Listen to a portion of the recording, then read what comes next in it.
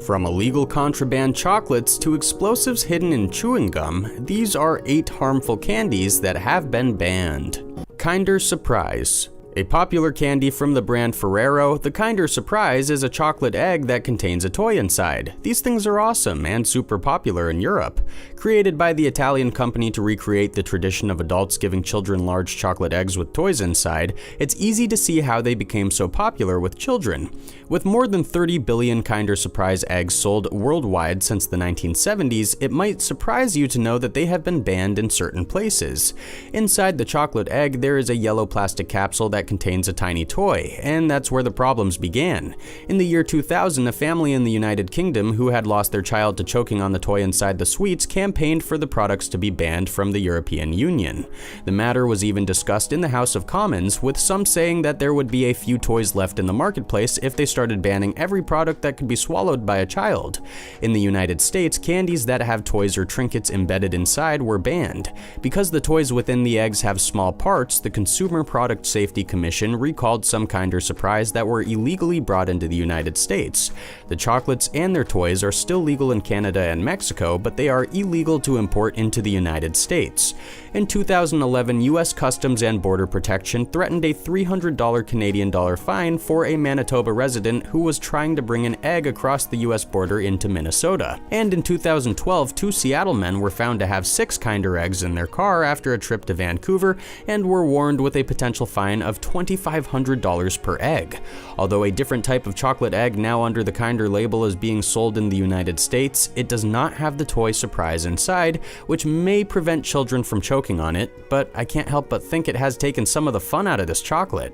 But what do you think? Should this toy wrapped in a chocolate shell be banned? Let me know your opinions in the comments below, and while you're there, remember to subscribe if you haven't already. There are lots of great new videos coming out all the time, and you won't want to miss even one. Candy cigarettes. We all know that children shouldn't smoke, but these banned candies were considered a gateway to real cigarettes. Anti-smoking ads may not be as common as they once were, but at one time they were all over television and print media. In an effort to fight against the dangers of smoking, candies that resembled cigarettes were quick to be pulled off the market.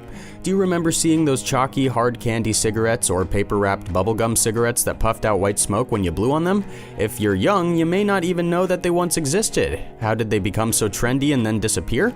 Candy cigarettes first hit the market in the early 1930s when smoking wasn't seen as such a health concern. But in the 1950s, as health reports started to surface on the dangers of smoking, parents started to get a little suspicious of seeing their kids enjoying candy shaped like cigarettes.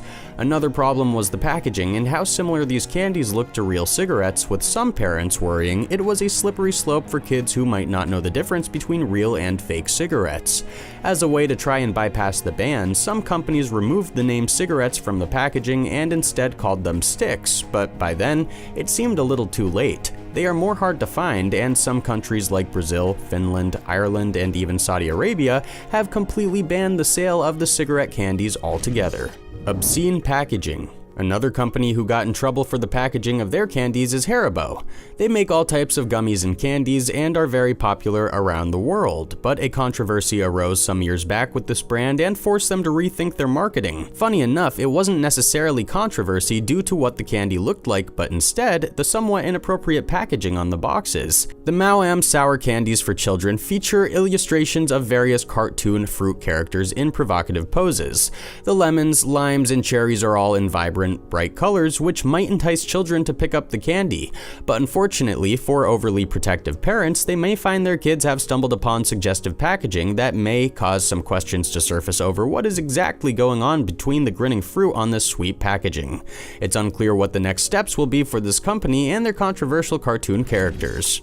Rocks SpinOff just too tempting. We all heard the urban legend about drinking soda while eating Pop Rocks, but did you know that the same creator for the candy had another controversial sweet in its product line? Also the inventor of Jell-O, Tang, and Cool Whip, General Foods decided to create a spin-off product called Space Dust that was basically Pop Rocks crushed into a fine powder. Unfortunately, it was not just the name that was controversial. Various powdered drugs were becoming very well known and infamous when the candy was launched, and the nickname for one one of those drugs, angel dust, was a little too close for comfort for parents looking to buy their children a sweet treat at the local store. The photograph of the smiling moon man on the front with a twirling, glittering trail of candy also appeared a little suggestive to parents. General Foods later rebranded the product under a new name, Cosmic Candy, to remove the impression that it was selling drugs to children, but the product was eventually discontinued and Cosmic Candy fell into obscurity. They should have kept well aware of what other meanings might have existed for their name for a harmless candy. It's better to be safe than sorry. Black licorice. Get any group of candy lovers together and there is bound to be a debate over whether black licorice is a tasty treat or one that people turn their nose up at. But did you know that black licorice could actually be dangerous? According to the Food and Drug Administration, black licorice can lead to heart arrhythmias and other health problems when people eat too much in one sitting. It takes only 2 ounces of black licorice a day for 2 weeks to make your heart stutter, and apparently the culprit to this problem is a compound called glycyrrhizin, which is what gives the licorice its sweet flavor. Apparently, glycyrrhizin rids the kidneys of their potassium, and low levels of potassium can make the heart beat out of sync or dangerously fast. The compound can also increase salt and water retention, which is a problem for people with heart failure and high blood pressure. Even though licorice was sometimes prescribed in some parts of the world as a treatment for heartburn and viral infections, the FDA continues to believe that it cannot heal anything and instead can tweak the metabolic process of the human body and interfere with the metabolism and other bodily functions. So for those who want to indulge in a little black licorice this Halloween, you might want to make sure you limit your consumption to avoid any nasty side effects. It's way better to be safe and just have it in moderation. Choose a different candy to get your sweet fix if you can.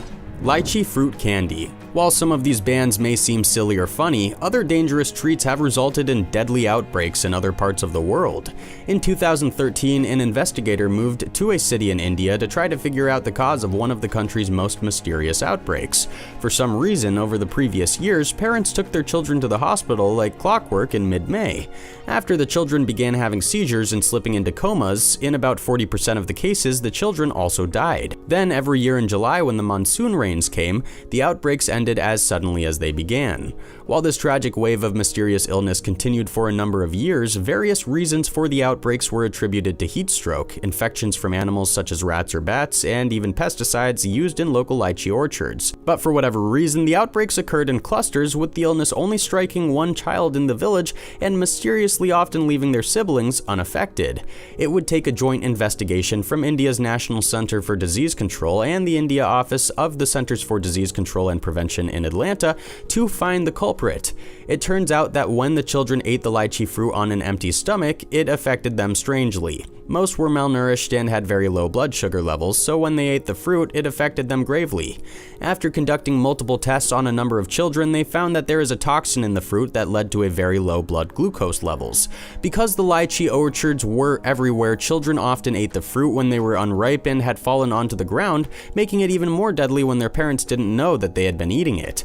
Unfortunately, it took a number of deaths for investigators to pinpoint the cause, but now that they have, young children in the area are encouraged to always eat an evening meal and limit their consumption of the lychees. Luckily, it seems to have curbed the outbreaks. Exploding chewing gum. In 2009, a Ukrainian man with a strange habit of dipping his gum in citric acid died after his jaw was blown off. The chemistry student, named Vladimir, was a student at the Kyiv Polytechnic Institute. Apparently, Vlad had a habit of chewing gum and dipping it in the substance while he was working. Why did he consume so much citric acid? It's hard to say, but some folks believe that consuming a lot of it could be healthy for them. While working on his computer one Saturday night, his mother heard the sound of an explosion. After she went to his room, she found her son on the floor with his face bleeding and his jaw blown off. After conducting forensic tests on the piece of gum, researchers found it was laced with an unidentified chemical that was probably an explosive. After finding both a strange substance and citric acid near the young man's body, police officials believe he may have confused the two. He accidentally dipped his gum in explosives as opposed to his citric acid, leading to tragedy. With an affinity for making homemade firecrackers and the wish to become a scientist when he grew up, it seems that young Vladimir was playing with fire that night. Unfortunately, he lost his life for it. This is an important lesson in being very careful, especially around explosives. Candyman. With Halloween coming, the usual warnings of not eating candy from strangers and making sure you check your loot bag before you eat any will be front and center from parents trying to protect their children. But it turns out it is not just a folktale. In the 1970s, a man in Texas ended up a real-life monster doling out tainted candy. After having dinner with friends, Ronald Clark O'Brien, his wife, and their 2 children, Timothy and Elizabeth, headed out for a little trick-or-treating. After visiting a dark house along the route, the children moved on to another house, but not before O'Brien came running up, waving 5 giant pixie sticks in front of the children. Telling them that a group of rich neighbors were distributing the treats, he gave them away to his children as well as the friend's child and to 2 others who rang the doorbell on his house later. Unfortunately, the kids later decided to eat the candy, and when O'Brien heard his child crying for him, he found his son complaining his stomach hurt before he started vomiting. After the boy went limp and later died, an autopsy was conducted and it was found that he had enough cyanide in his body to kill 3 grown men. Investigators examined the pixie sticks and found that someone had opened the tube and replaced the contents with poison. Luckily, the other tubes were recovered before any of the other children ate the contents. Luckily though, police became suspicious of O'Brien's story, and when they looked into his background, they found that he was $100,000 in debt and had lost his house. It turns out he had been stealing money from his job and had taken out a $60,000 life insurance policy on his children. Police believe that he had planned to kill his kids for the insurance money. Within days of the evidence coming to light, O'Brien was arrested for the murder of his son.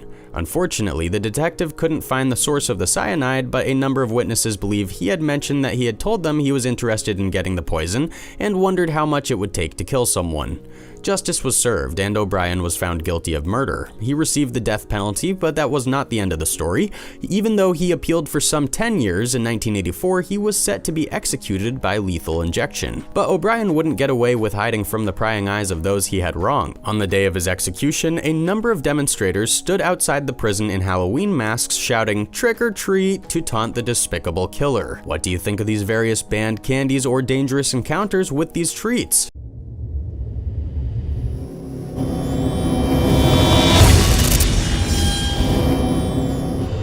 From mysterious structures in the deep desert that baffle researchers to a strange tomb with an unsettling design, here are 8 archaeological discoveries scientists can't explain. Ancient stone tools. Every scientist who has ever set out on an expedition hopes that the objects they find can answer some questions of ancient humans. But a discovery in India in 2018 could possibly upend our view of Stone Age humans in Asia. In what is now southern India, ancient innovators ditched their hand axes and cleavers and took up flakes of stone to cut meat and to tip their spears. Similar changes occurred in Africa to the ancestors of modern humans around the same time, but something discovered in the soil layers from some 250,000 years ago showed that this transition between tools occurred far earlier than it did other sites in India. This discovery changes the date of the Middle Paleolithic culture in the region by more than 100,000 years. This could reshape how scientists view how humans and their ancient relatives spread across the world, migrating out of Africa some 60,000 years ago. The discovery shows that the populations were present in most parts of southern Asia, adapted to local factors, changing their tools through time. It also shows how ancient humans lived in South Asia, where there is not much of the fossil record to be studied. More than 90% of humans today have descended from a small population of Homo sapiens that left Africa between 60,000 and 125,000 years ago. As these early humans fanned out and reached the tip of South America about 18,000 years ago, they carried with them stone tools that were better than stone hand axes and cleavers used by an earlier culture. But this find gives more evidence to the theory that multiple waves of humans left Africa before the migration shown in our modern collective DNA. This suggests that modern humans left earlier than previously thought. This discovery also helps to shed some light on India's ancient humans, who are mostly understudied, with only 2 ancient hominin fossils ever found in the region. But answers like this don't come quickly. The team who discovered this missing part of the puzzle has been digging through 30 feet of sediment 1 inch at a time for more than 20 years. Luckily, their hard work has paid off, and a new piece of the ancient human puzzle can now be fitted into place with the others that make up the entire picture of humanity's evolution. Mysterious structures in Saudi Arabia. In the west-central region of Saudi Arabia, almost 400 mysterious stone structures were discovered gaping across old lava domes. Dating back thousands of years, these wall-like formations are still a mystery, with researchers questioning their purpose, their age, and why they were built. Originally discovered by satellite images, the gates are located on the side of a volcanic dome that once spewed lava. Built from stone, the gates are believed to be the oldest man-made structures in the landscape with no explanation for their purpose. The smallest extends about 43 feet, 13 meters, while the longest is almost 1,700 feet, 520 meters long. Many of them have multiple stone walls that form a rectangular design. Although no archaeological fieldwork has been conducted on the gates, more study will need to be undertaken to determine what they are and when they were built. So what exactly were these gates built for? Considering the fact that each one appeared to lead towards domes of lava, and lava was most likely active at the time they were built, could they have been used as a channel to direct the lava away from other important structures? With lava periodically flowing over the sides of the domes to create fields of cooling molten stone, it's possible that these walls were created to prevent the fumes and devastating effects of the lava from the fields, which are teeming with archaeological remains. With some of the stone walls buried beneath the lava flows, it is obvious they are quite old. And since they are not high enough to restrain livestock, researchers will need to excavate and see if there's anything else below the shifting sands and rubble to determine their origin. Strange Siberian figurine. You might not expect a 5,000-year-old figurine from a prehistoric culture to be discovered in a field in Siberia, but in 2017 a puzzling discovery was made of a strange figure. Discovered at a prehistoric burial site, the figurine is of what researchers believe could be a deity wearing possibly a halo. Made from an unknown organic material, the interesting relic was found in an old potato field where Neolithic and late Bronze Age settlements were discovered. The reason why the figurine is so interesting is that feathered headgear isn't familiar to archaeological sites in ancient Siberia. They are more common in the Middle East and from 1,000 to 2,000 years later than the site where it was located. But the feathered headdress figurine is not the only interesting find made in the potato field. Another figurine of a bird made from bone, as well as anthropomorphic figurines made from mammoth tusks, were also discovered there. Other figurines of a moose made from shell were also unearthed, and the fact that the smaller figurines had holes in them led researchers to believe they were sewn onto clothes of their original owners. Belt buckles made from bone and small sculptures were also found by archaeologists on some of the male burials. The site is believed to be dated to the 3rd millennium BCE, but some of the stone implements found there from the Neolithic age could be as old as the 4th millennium BCE. Experts believe the main ancient burial ground was from the Kratovo culture from the Middle Bronze Age, but researchers need more time to assess the location to determine its true origin. Could you imagine aliens finding your action figures or dolls buried in a field 5,000 years from now? What other weird stuff do you think future archaeologists might find from our society that will make them scratch their heads? Let me know in the comments below, then be sure to subscribe if you haven't already so you can stay up to date with all these awesome videos. Petroglyphs in India. Archaeologists were understandably excited at the discovery of rock carvings believed to be tens of thousands of years old in India's western state of Maharashtra. Known as petroglyphs, the rock carvings were discovered on hills in the Konkan region. Etched on the rocky, flat hilltops, the carvings have gone unnoticed for thousands of years, and with thousands of the carvings discovered, archaeologists have a number of clues to sift through. Hidden beneath layers of soil and mud, the carvings are believed to be holy and worshipped by locals in some areas. With animals, birds, human figures, and geometrical designs all depicted, they are stunningly similar to petroglyphs found in other parts of the world from prehistoric cultures. Archaeologists believe they could have been created about 10,000 BC, and with petroglyphs found in 52 villages in the area, the race is on to study and preserve them. Believed to have been created by a hunter-gatherer community, none of the pictures detail any farming activities but instead show hunted animals. With so many familiar animals including sharks and whales as well as amphibians and turtles, surprisingly none of the petroglyphs depict any animals like hippos or rhinoceroses. The question remains then, who created them, and were they indigenous people, or did they come from another place? Luckily, the state government set aside a fund of $3.2 million to further study hundreds of the identified petroglyphs, with the hopes that these petroglyphs will shed some light on India's ancient peoples. Utah's cryptica cave paintings. After spending most of his life moving cattle through a remote valley in Utah, a man named Waldo Wilcox decided to sell his property back to the state. In doing so, it allowed archaeologists to visit the strange site, and they ended up finding extensive ruins that were so well preserved they offered a glimpse into the state's past. After setting up a research camp, scientists set out to excavate the site at Range Creek, uncovering a plethora of archaeological riches that the eccentric landowner guarded for decades. Traces of the largest villages were found on the canyon floor that indicated a flourishing settlement once located there, with pit houses and granaries that were built high into the cliffs that may have been used as a defensive retreat. By being able to excavate the location at Range Creek, researchers hope to find why farming suddenly halted across much of the Southwest 7 centuries ago. As tribes abandoned their ancestral pueblos, experts believe that warfare, drought, disease, and religious upheaval might have caused the exodus. But in researching the ranch, they found petroglyphs, granaries with corn cobs 1,000 years old, and intact pit houses that gave a unique snapshot at the enigmatic Fremont people, who were mobile hunters and farmers who lived in Utah from around AD 200 to 1300 before they disappeared completely.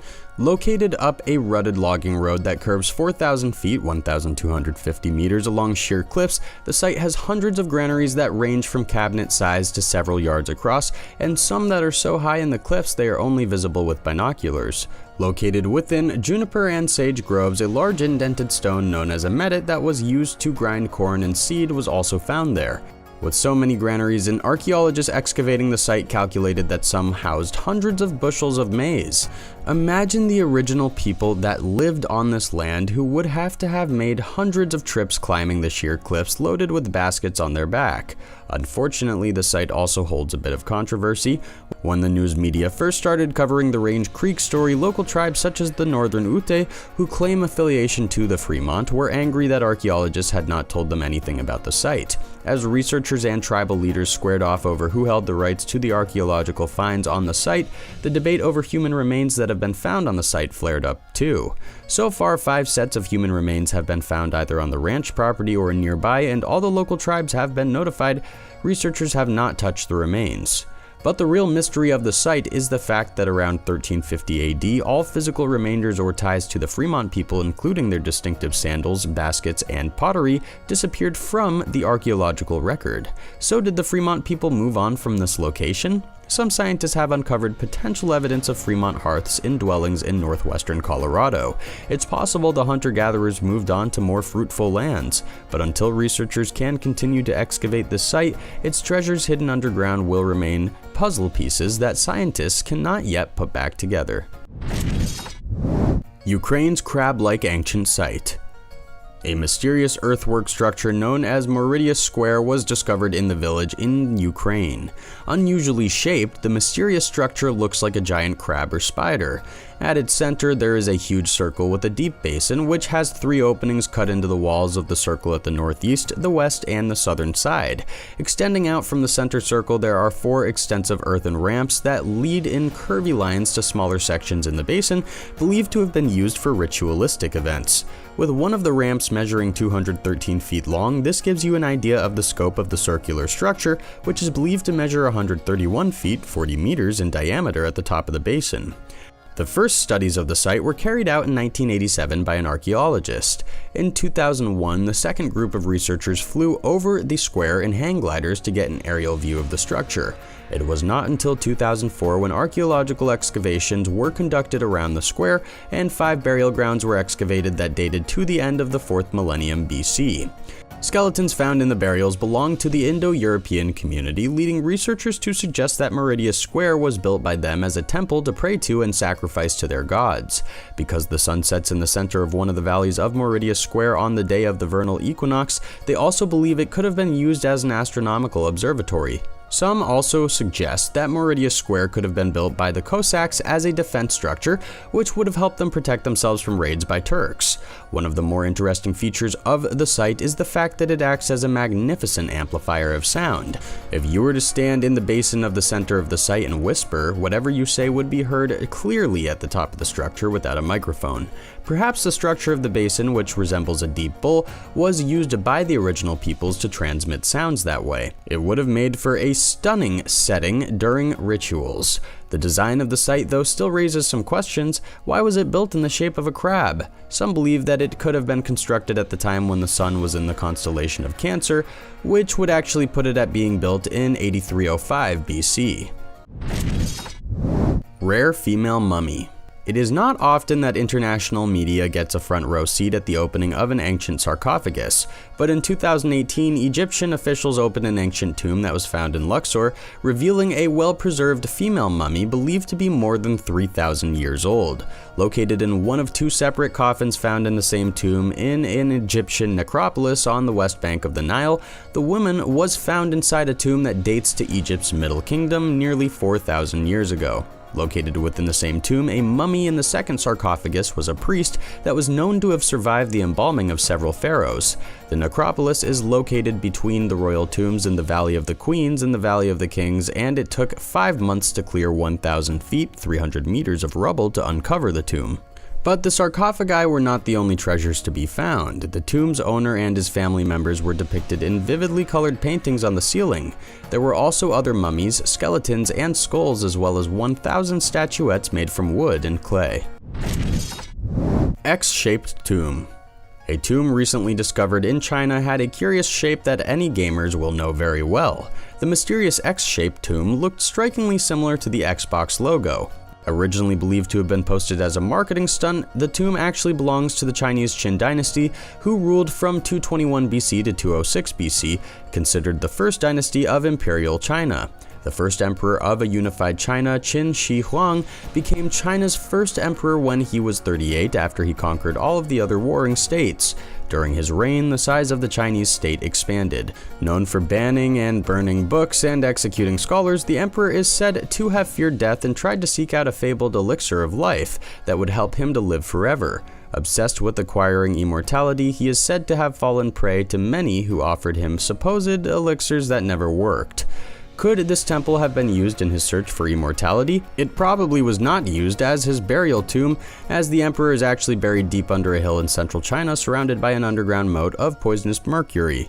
Qin Shi Huang is well known for more than 8,000 clay soldiers found by farmers in 1974 who were digging wells near Xi'an, China. Life-size terracotta soldiers, an army of thousands, each had unique clothing, hair, and facial features. One can't help but wonder what mysterious relics are just waiting to be unearthed from the strange X-shaped temple. Which of these discoveries got your mind racing the most?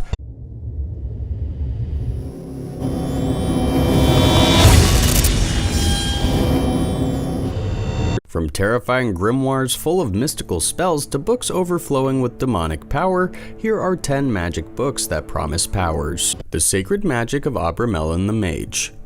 The Book of Abramelin the Mage was written in the 15th century. It is one of the most popular mystical grimoires of Kabbalistic knowledge ever produced. The fellow who wrote it was named Abraham von Worms, and he was a Jewish traveler who supposedly encountered an eccentric magician named Abramelin during a trip to Egypt. The writings inside the Book of Abramelin the Mage talk about the passing of Abraham's knowledge to his son Lamech, and talks about how he came by such mystical knowledge in the first place.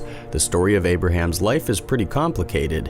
The book says that he studied under a rabbi named Moses, then did some extensive traveling, and eventually ended up in Egypt where he met Abramelin the Mage. The mage was Egyptian and lived in the desert outside a small town. The mage then taught Abraham all the magic knowledge he knew and gave him 2 manuscripts so that he could write his own book. While there's a lot going on in this book, way too much to talk about, the most elaborate ritual that promises to give you power is known as the Abramelin Operation. This ritual is said to allow any skilled mage to gain the knowledge of his guardian angel. In the book, it discourages women from undertaking this ritual because of, in its own words, their curiosity and love of talk. However, the good news was that if you were a virgin female, it was okay to undertake the ritual. Obviously, it was the 15th century and things were a bit different.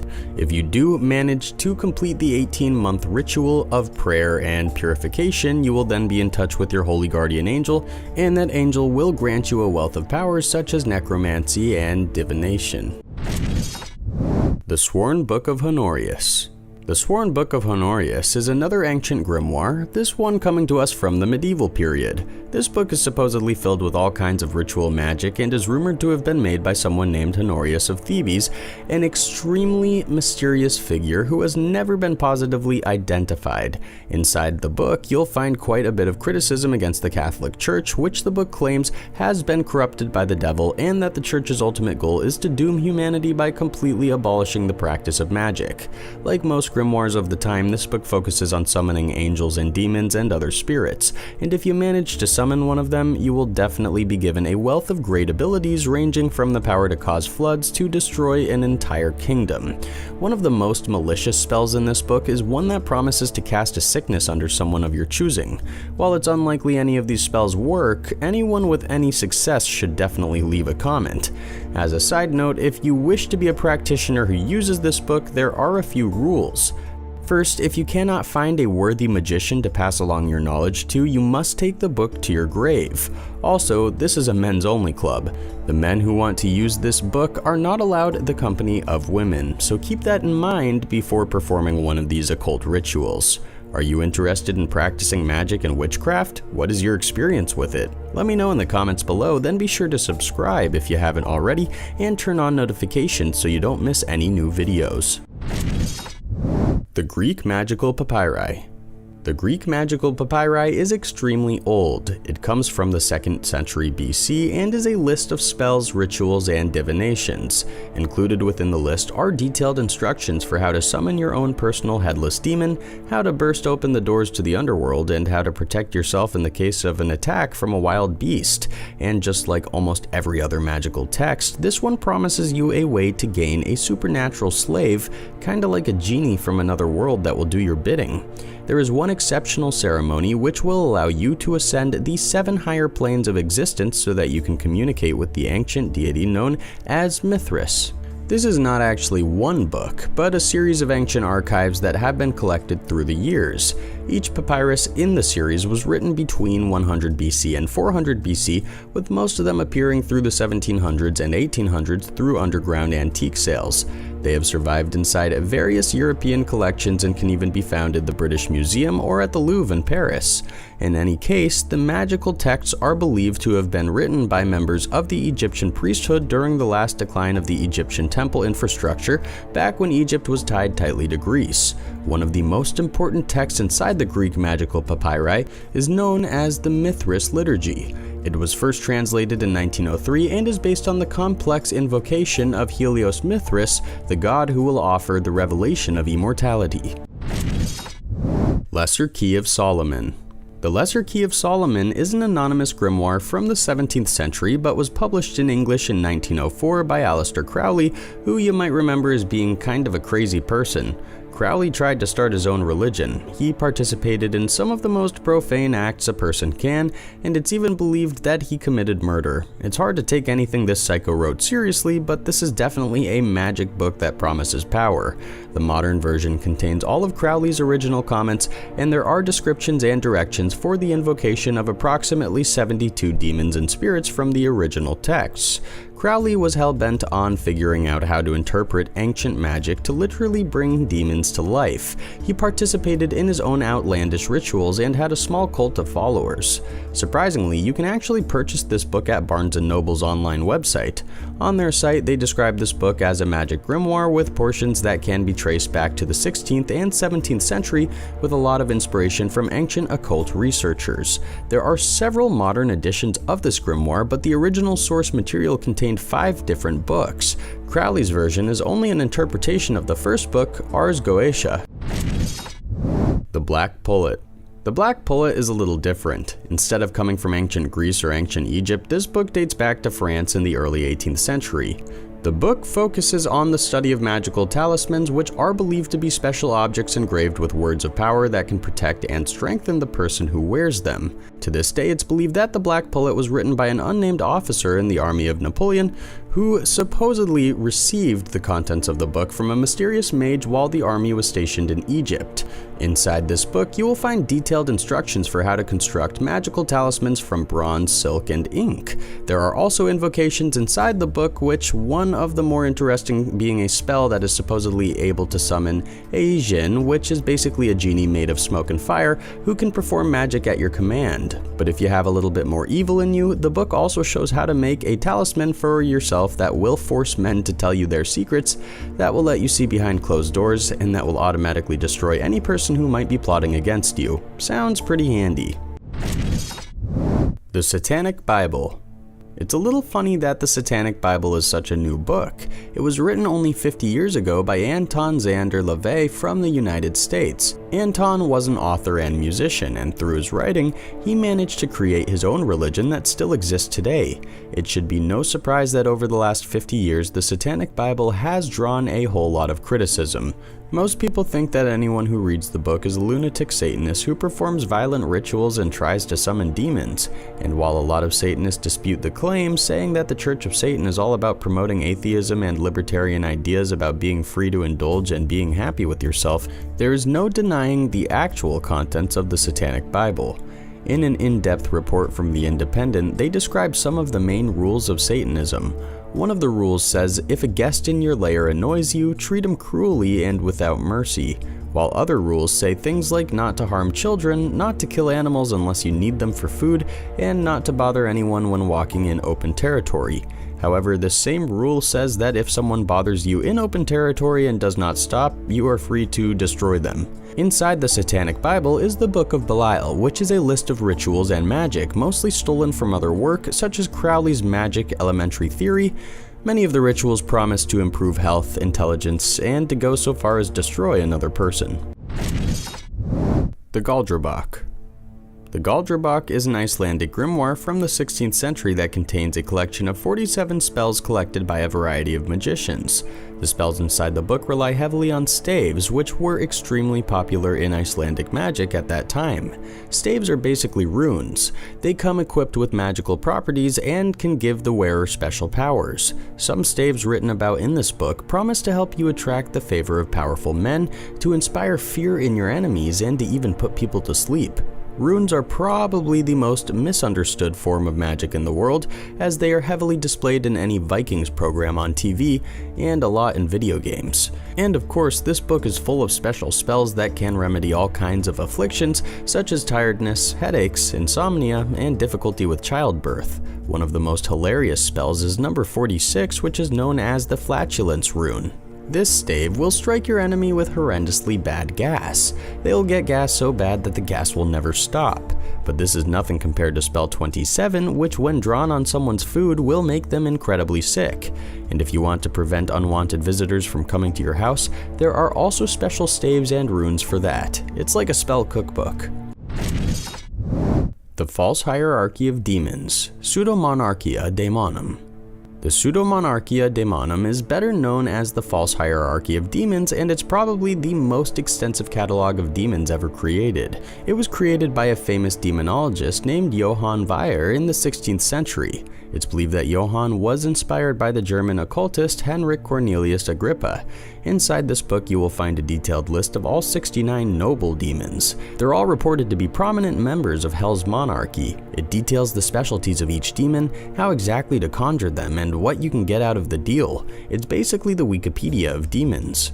One of the main differences with this book is that its author was a devout Christian. He actually warned people about trying to conjure demons from hell with extreme caution. Some details are omitted from the rituals in this book to try and stop people from recklessly summoning demons.